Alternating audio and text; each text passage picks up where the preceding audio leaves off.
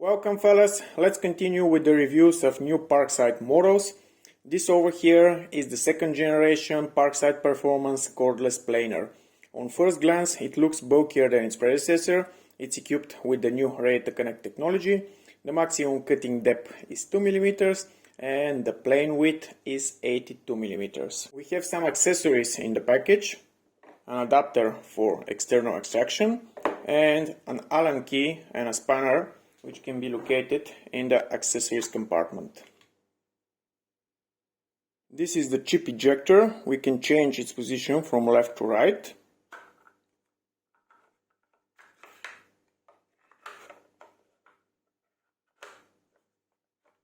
The two red fastening screws are for attaching grip fans or depth stop, which are not included as accessories in the package. You have to buy them separately. And of course, this large knob is for adjusting the cutting depth.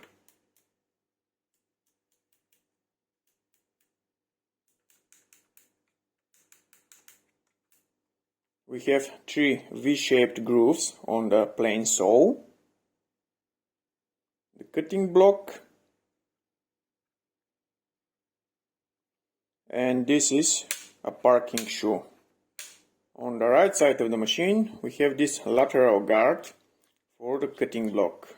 The access to the belt and the pulleys is restricted by this cover, which is attached with three screws. Let's remove them.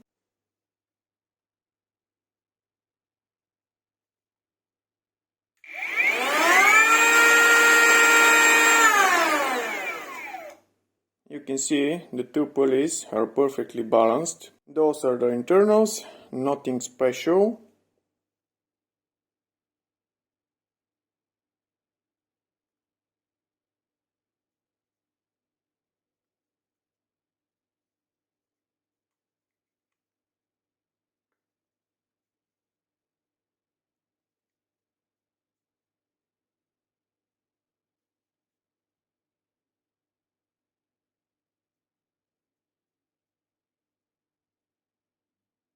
When connected to the Lido application, this is the information we can see about the tool.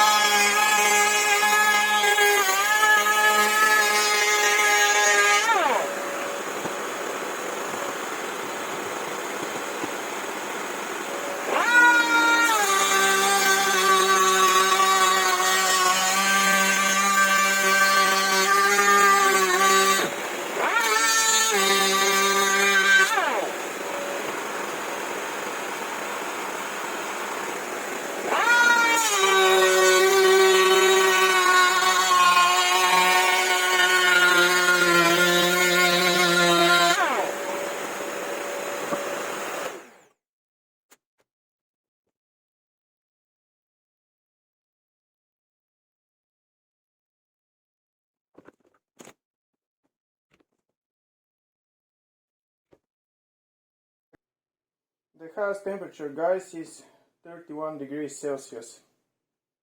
Well, guys, the machine is doing its job with the bigger battery at maximum cutting depth of 2 millimeters.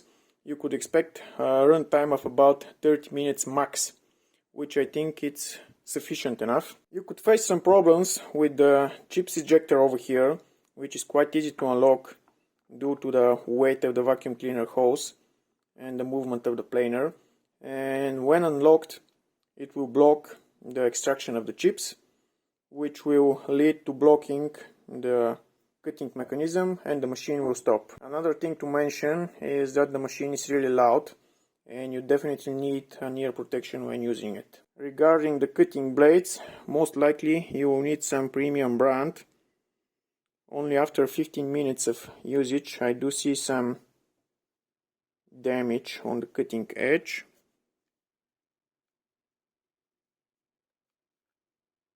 Over here also. And this was relatively soft wood. Another thing I want to mention is that we all know how Parkside machines suffer from burning transistors due to overheating. Here on this machine we have this enormous aluminum plate. I don't know why Parkside didn't think of using it as a heatsink. It's a mystery to me. Probably the control board on this machine won't suffer from overheating, but it doesn't hurt to be too cautious. Overall, I think the new model is another successful product from Parkside, and I think it's enough for this video. You know the deal. Bye and see you soon.